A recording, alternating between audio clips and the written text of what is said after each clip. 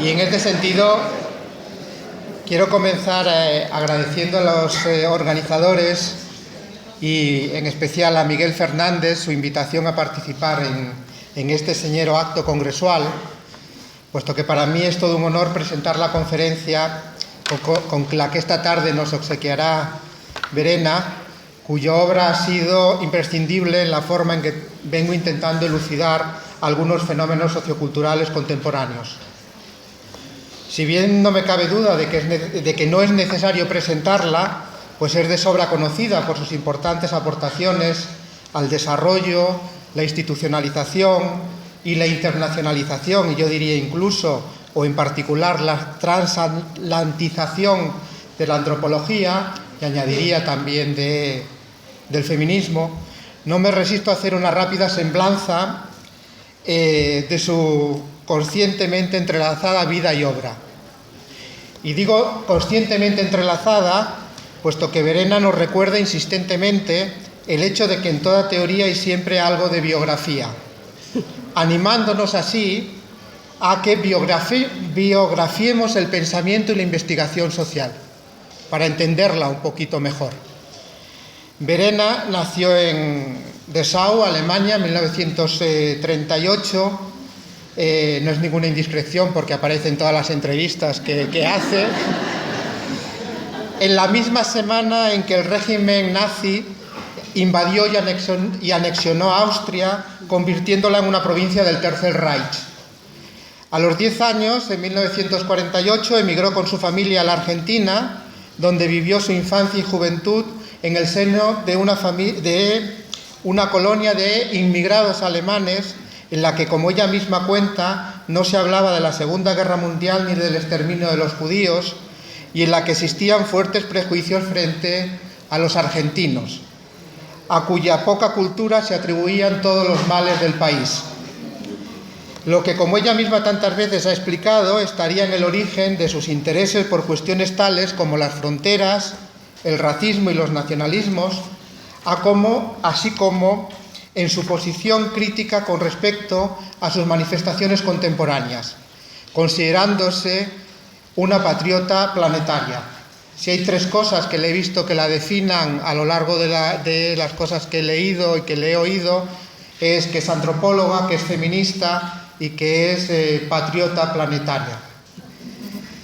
Fue en Argentina donde estudió secretariado multilingüe, lo que más tarde le permitió trabajar durante un tiempo en Múnich como secretaria en una empresa y más adelante como asistente de investigación en la californiana Universidad de Stanford, donde conoció a quien sería por un tiempo su esposo y el padre de sus hijas. En 1965 se trasladó por motivos afectivos a Andalucía, concretamente a Córdoba, donde su entonces esposo Joan Martínez Alier estaba efectuando el trabajo de campo para su tesis doctoral sobre el latifundismo en Andalucía, y en el que se involucró, como suele ser habitual en ella, de manera muy activa y apasionada, constituyendo una primera experiencia de etnografía y una entrada tremendamente reveladora a la realidad del país en el que 10 años más tarde se acabaría afincando. Tras esta experiencia protoantropológica en el latifundio andaluz, se trasladó a Inglaterra, donde llevó a cabo sus estudios de antropología en el Instituto de Antropología Social de la Universidad de Oxford, donde culminó su doctorado en 1970, habiendo realizado una tesis doctoral sobre matrimonio, racismo y sexualidad en la Cuba colonial.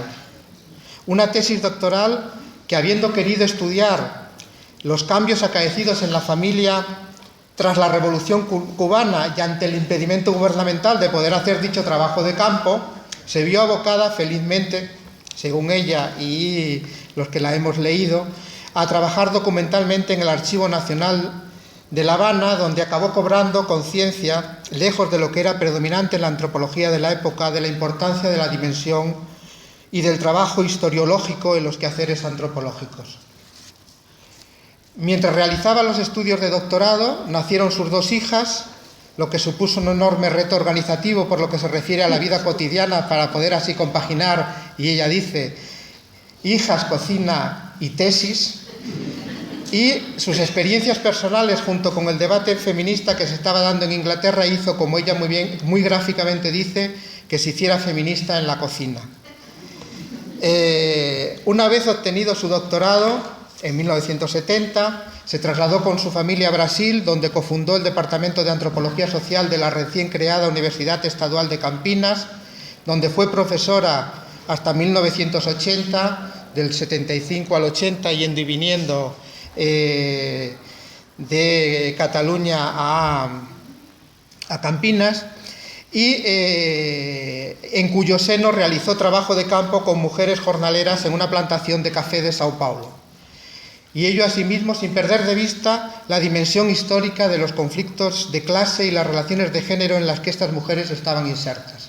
Curiosamente es un trabajo que se titula Café y Cultura, Homes, Mujeres y Capital, que no está traducido ni al castellano ni a ninguna lengua del Estado.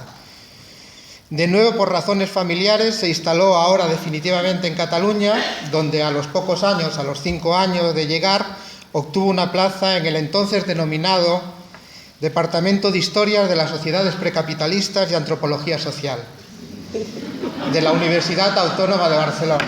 Es decir, en el hoy Departamento de Antropología Social y Cultural, donde se ha desempeñado como profesora encargada de curso, profesora titular, catedrática, emérita, y del que ha sido directora entre, creo que los años 98 y 2000. Continúa vinculada a un grupo de investigación que está dedicado a la antropología e historia de la construcción de las identidades sociales y políticas.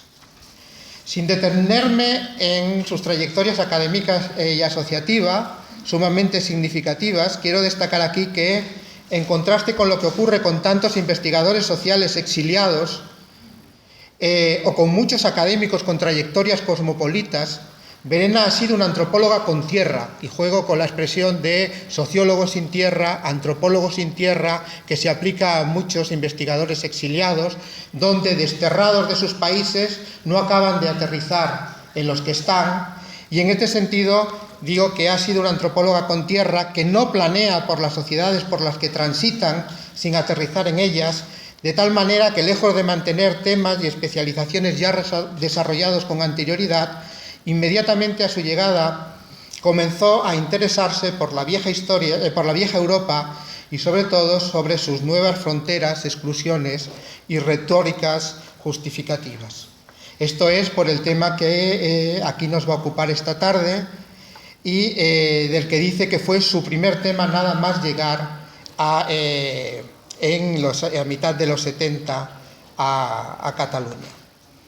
Si bien con los puestos se puede atisbar la imbricación entre las experiencias vitales y sus preocupaciones intelectuales y políticas, no pasaré a describir siquiera resumidamente estas últimas, sino que me gustaría contar una anécdota personal y extraer de ella algunas consideraciones. La anécdota consiste en que vine a dar felizmente con los trabajos de Verena a partir de la inclusión de ambos en un proyecto editorial muy particular, como fue el excelente y temprano libro colectivo que en 1994 sacó adelante la editorial Virus, con textos seleccionados y traducidos de un libro sobre la inmigración internacional publicado con anterioridad en Alemania, y con muchos otros textos de investigadores y activistas fundamentalmente de Cataluña.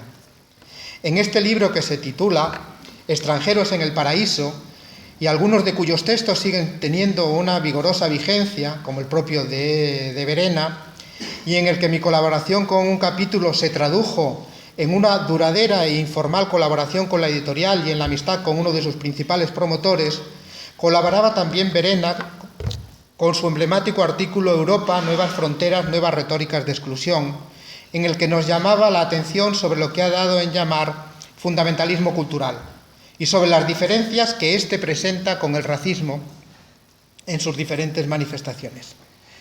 En dicho libro se incluye igualmente un artículo del activista Ignasi Álvarez Dorronsoro titulado Estado, Nación y Ciudadanía en la Europa de la Inmigración, que sostenía algunas posturas discrepantes de las de Verena y con la editorial pensamos que una manera de profundizar en la utilidad pedagógico-política del libro, del que se hicieron muchas presentaciones y debates, sería confrontar y debatir con ellos dichas discrepancias, lo que se hizo en forma de mesa redonda en el marco de la Conferencia Mediterránea Alternativa, que tuvo lugar entre el 24 al 28 de octubre de 1995, con la que se protestaba contra la reunión que mantuvieron en esos días en Barcelona los mandatarios de la Unión Europea y los de 12 países de la orilla sur del Mediterráneo, y que fue un momento importante en el desarrollo de las movilizaciones altermundistas que han marcado las últimas décadas. Esta anécdota me sirve para plantear no solo la importancia del análisis político-ideológico que lleva a cabo Verena sobre el abuso de la cultura, es decir, de la diversidad cultural en las retóricas políticas europeas con respecto a la denominada inmigración extracomunitaria, ni su archiconocido compromiso político, sino un elemento más inadvertido y clave en el proceder intelectual de Verena, en el estilo, y es el de que en sus escritos e intervenciones públicas suele haber muy a menudo un tono interpelativo, que se traduce tanto en que muchos de sus textos o ponencias se formulan no en términos aseverativos, sino en términos interrogativos, la importancia de la pregunta y no tanto de la respuesta. Y en este sentido podemos ver de qué hablamos cuando hablamos de cultura. ¿Es el sexo, el género, lo que la raza lo es a la etnicidad? ¿Qué tiene que ver el género con el parentesco? Homoclónicos entre la naturaleza y la cultura, etcétera, etcétera, etcétera, etcétera. Como también en un sutil y mordaz sentido del humor que se aplica también a ella misma. Se ha descrito como la viajante de la antropología en alguna ocasión, y otro tipo de descripciones que muestran una gran ironía, y hoy queda de manifiesto en su provocador y parafrástico subtítulo de "No es racismo, estúpido". Un estúpido del que estoy seguro que no pretende ser un acto de descalificación, como suele ocurrir tantas veces con los usos que hacemos, tanto social como en la academia, de los términos racismo y racista, diluyéndose así, cuando no eliminándose, su dimensión analítica y potencialmente impugnadora o transformadora, sino muy al contrario, una irónica llamada de atención que recurre, como tantas otras veces ha hecho, a una socorrida y efectiva paráfrasis. Podríamos poner ejemplos en las que la ha utilizado de manera muy efectiva, como los mestizos no nacen, se hacen, la mujer es puro cuento, la cultura del género, la invención del indio, etcétera, etcétera. Un toque de atención, como digo, sobre la obstinación de mantenerse en una posición tozuda que rechaza, que se resiste a considerar, y ello a pesar de las evidencias y del peso de la argumentación, que las prácticas y retóricas políticas antiinmigrantes y antirrefugiados en la Unión Europea hay algo más y diferente que un nuevo y metamorfoseado o a veces eufemizado racismo. Lo que, por otro lado, ponen de manifiesto también otros autores como Alejandro Grinson o Sergio Caggiano, entre otros, en otros ámbitos, mostrando que no es privativo de la Unión Europea este discurso.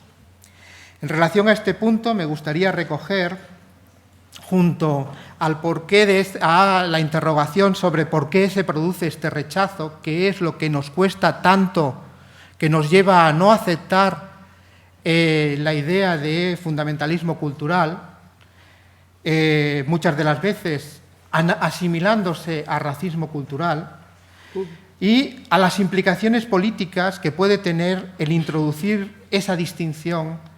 Y en este sentido, junto a estas dos cuestiones, estaría el elemento que en la estela de los planteamientos de Verena Stolke ha introducido el sociólogo argentino Sergio Caggiano, y que hace referencia a considerar la restricción de la ciudadanía, junto con los ya mencionados racismo y fundamentalismo cultural, como una forma específica, como una forma singular de regulación social frente a las migraciones, y no como un mero efecto o consecuencia de ellas.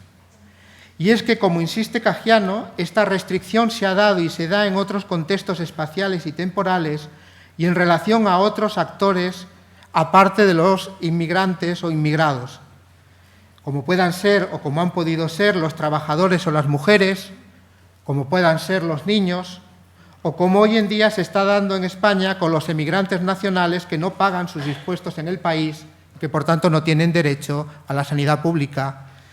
O, en otro orden de cosas, por ejemplo, con las recurrentes apelaciones a las posibles restricciones de la sanidad para aquellos que no se cuidan convenientemente.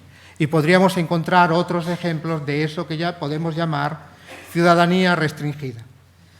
Antes de dar por concluida esta más que larga, aunque espero que instructiva presentación, quiero darle las gracias públicamente a Verena, en mi nombre y también en el de mis colegas del Grupo de Trabajo Socioantropología de los Mundos Contemporáneos del ICA y de la Asociación ERAPI, que de este ha surgido, no solo por el papel fundamental que sus trabajos juegan en el desarrollo de nuestras teorizaciones socioantropológicas, sino sobre todo por su constante estímulo, su siempre oportuno aliento en las modestas actividades y proyectos que a golpe de riñón, metáfora ciclista, vamos sacando adelante con mucho esfuerzo y esperanzas. Muchísimas gracias, Verena.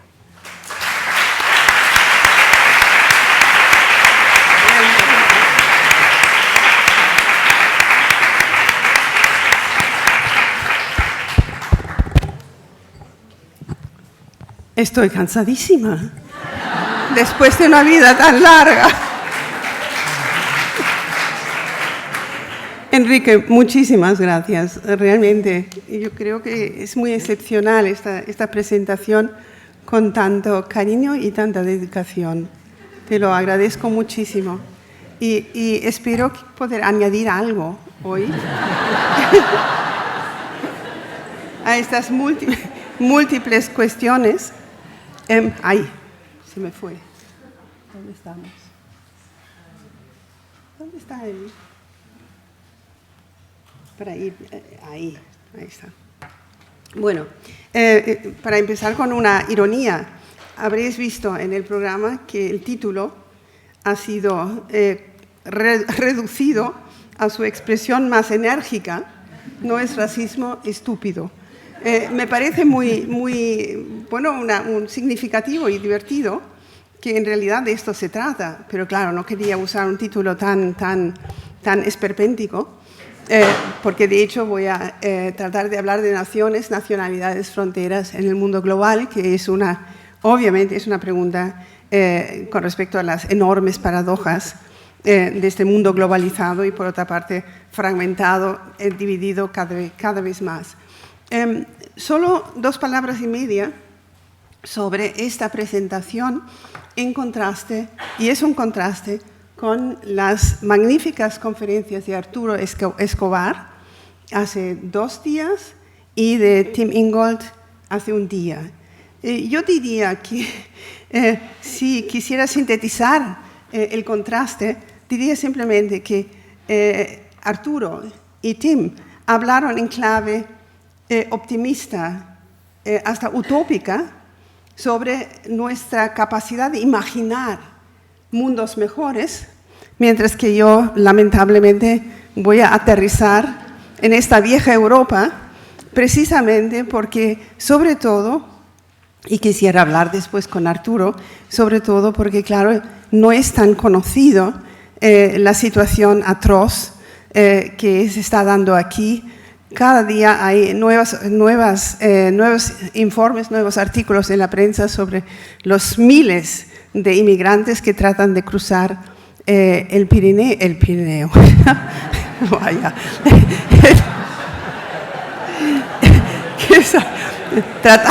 No, esta vez no es el Pirineo, es el Mediterráneo.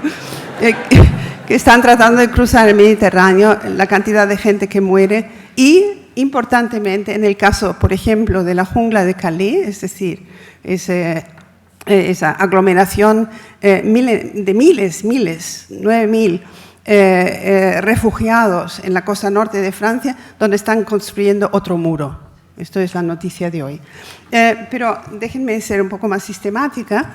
La ilustración que he escogido de las múltiples ilustraciones sobre la penuria de los inmigrantes o, más recientemente, refugiadas y refugiados que vienen de África, y la valla, que aquí al menos la conocemos muy bien. Lo que quiero enfatizar es esta cita de Virginia Woolf, precisamente con la cual me siento absolutamente identificada. Como mujer no tengo país, como mujer no quiero ningún país, como mujer mi país es el mundo entero. Yo creo que eso fue Virginia Woolf, que perdió un sobrino en la Primera Guerra Mundial y fue una constatación, la gran escritora y pensadora, justamente entre las dos guerras mundiales, que ella vivió muy, muy intensamente. Yo quiero en esta presentación hacer hincapié en especial en la enorme paradoja que caracteriza la tan cacareada modernidad, la sociedad moderna occidental, entre, por una parte, una realidad excluyente y desigual y, por otra parte, el constantemente repetido mensaje de que todos, todas nacemos libres, iguales y fraternos, porque las hermanas todavía no hemos llegado en muchos de los textos. Yo pienso que Rousseau, un pensador extremadamente lúcido y también muy optimista, cuando él escribió que el hombre nació libre, pero en todas partes está encadenado, ya tenía la percepción de esta contradicción. Es decir, que la ciudadanía es la quintesencia de la emancipación política y la igualdad del individuo moderno ante la ley, pero sabemos muy bien, incluso en la Unión Europea, que esta ciudadanía, nuestros pasaportes, quería mostraros también un pasaporte. En los pasaportes consta el sexo de las personas. Siempre me pregunto por qué. ¿Qué tiene que ver con la libertad o la limitación del movimiento de las personas? Pero volviendo a la cuestión central, hacer hincapié, y de esto quiero hablar, de qué manera se recorta, se limita, se hace imposible, se subvierte la tan cacareada libertad, que implica también la libertad de movimiento de las personas ciudadanas de países distintos.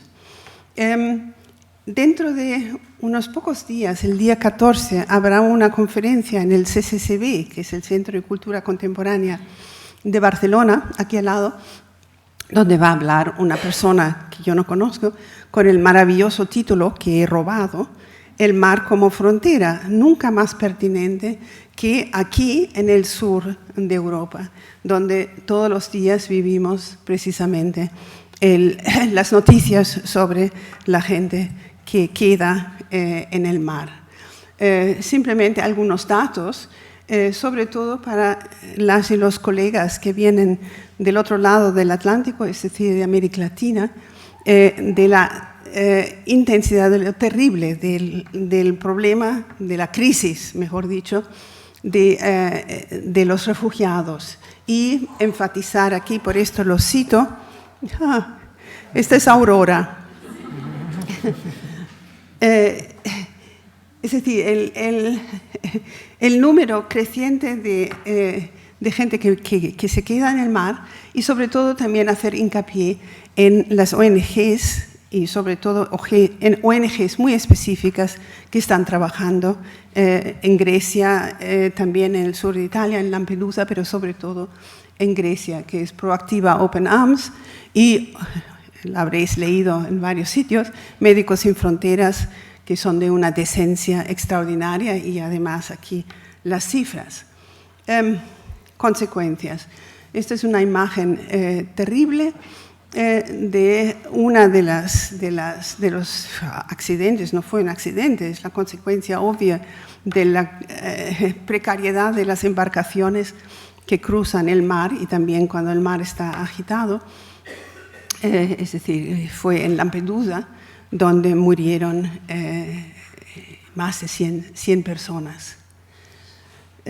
Pienso que el periodista Torreblanca tiene toda razón cuando hace hincapié en que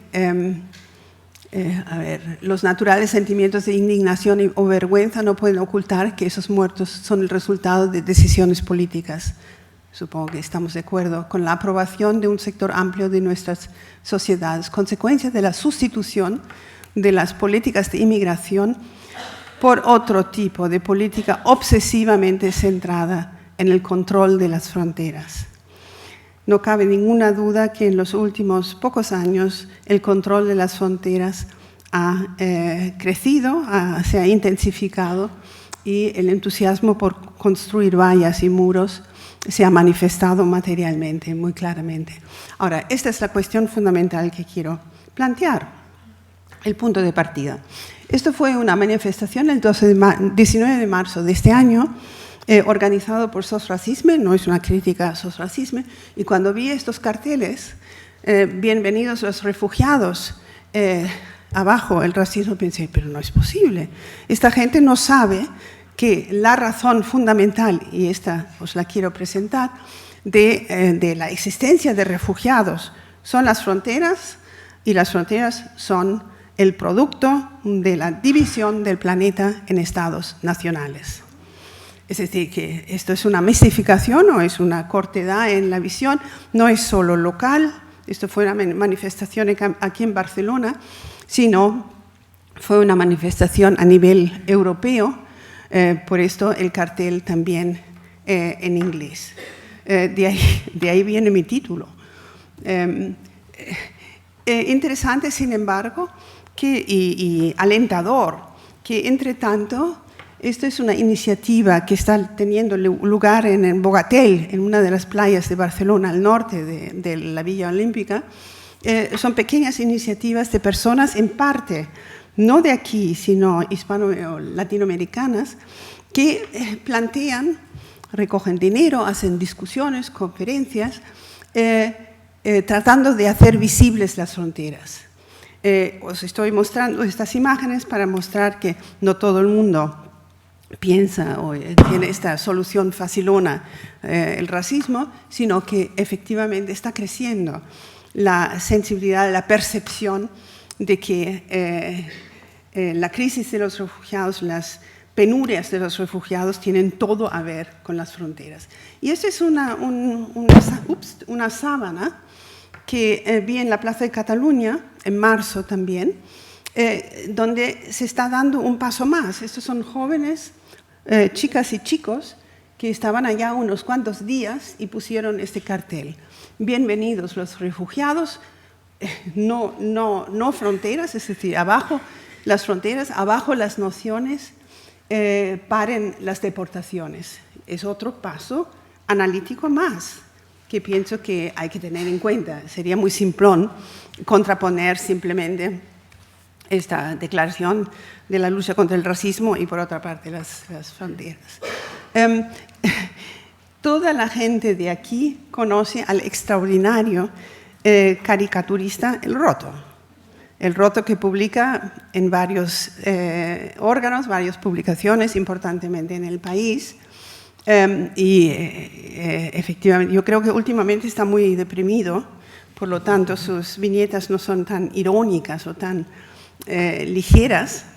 Esta es todavía de la época, bueno, de principio, no tanto de principio de año, pero me parece que es muy pertinente justamente en la medida en que las banderas son la manifestación colectiva, comunitaria, de pueblos que implican directamente otros pueblos, diferencias, desigualdades, exclusiones.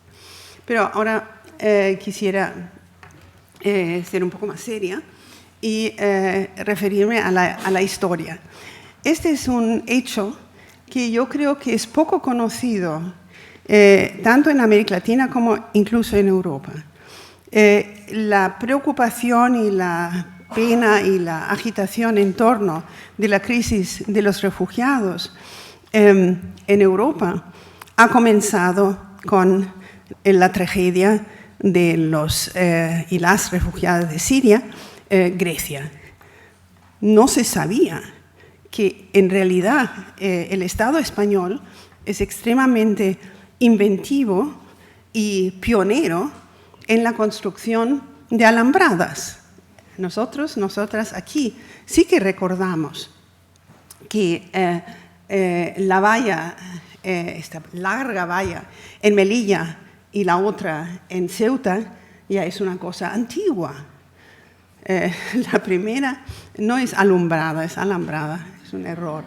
12 kilómetros de alambre, cuchillas y mallas para contener el sueño y para proteger el sueño europeo, para que no venga gente de fuera, como suele decirse, es la opinión, el sentido común en la calle, que nos va a quitar la sanidad, nos va a quitar el trabajo, nos va a quitar la vivienda, etcétera, etcétera. No hace falta repetir esto.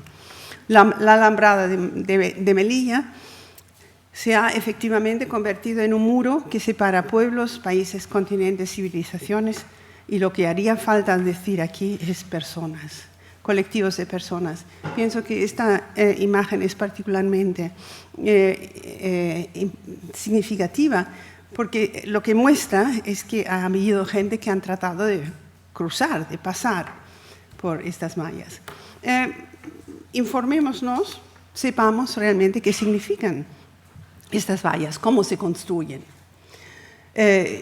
Cuando una se encuentra con un esquema de la estructura de estas vallas, no se puede dejar de estar muy impactada por la sofisticación y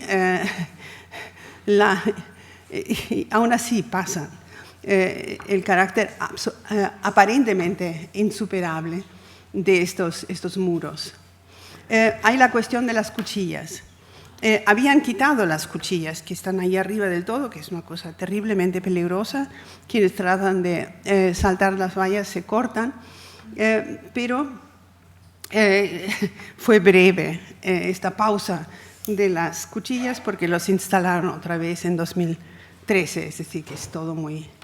Pero no pensemos que solo la vieja Europa y en ella el Estado español ha construido muros, vallas para mantener fuera estas masas que vienen de países no muy lejanos, es decir, de África, norte de África, África Central y importantemente ahora Oriente Medio. Esta es, la incluí por el candidato republicano de Estados Unidos en las elecciones, Trump. No es que vaya a inventar algo, lo que probablemente va a hacer es extender todavía más ese muro. Pero un muro ya existe, una frontera que se ha reforzado con 200 cámaras que permiten a los ciudadanos colaborar en su vigilancia terrible. La seducción de los ciudadanos a manifestar sus miedos más profundos empezó a construirse en 1991 y Donald Trump quiere completarla. Podemos también buscar, pero no me voy a extender tanto, buscar imágenes de la valla que divide Palestina de Israel. Hay dibujos del gran grafitero Banksy, pero quiero llegar a la Europa actual. La historia continúa. Esta es una imagen que os debe resultar familiar. Es precisamente estos barcos, ni barcos son, es decir, estos constructos que sirven, que se usan para transportar a precio muy elevado los refugiados, sobre todo de Siria, a Grecia. Esto es 2015. Y aquí yo creo que esto también es importante, un mapa de todas las trayectorias de los y las refugiadas, los varios caminos las rutas que han tomado y que, si miramos los Balcanes, que han sido progresivamente cerrados, la valla que se construyó entre Macedonia y Grecia, aquí está la explicación.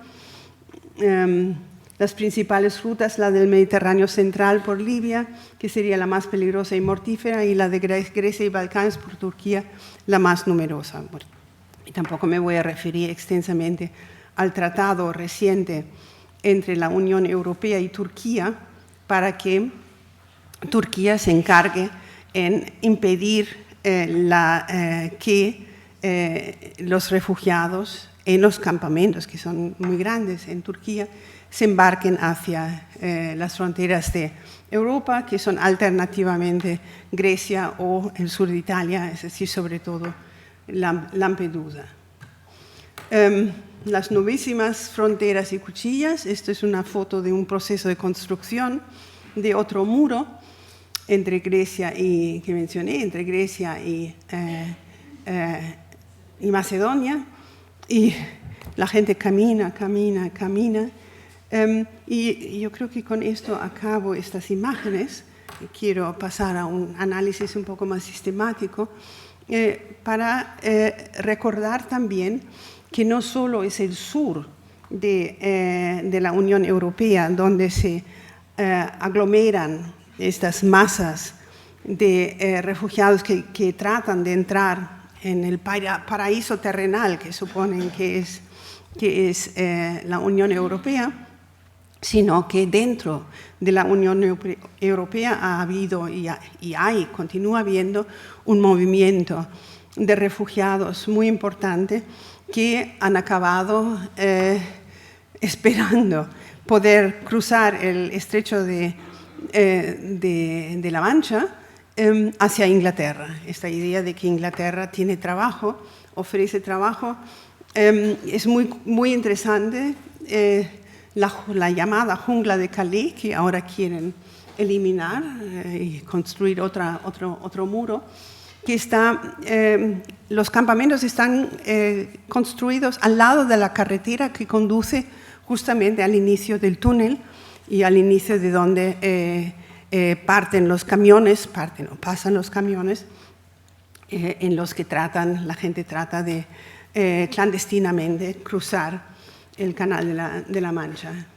Es muy impresionante, ¿no? Es decir, bueno, pero vayamos a la razón de todo esto, es decir, ¿de dónde viene? ¿Cuáles son las razones políticas de esta situación actual?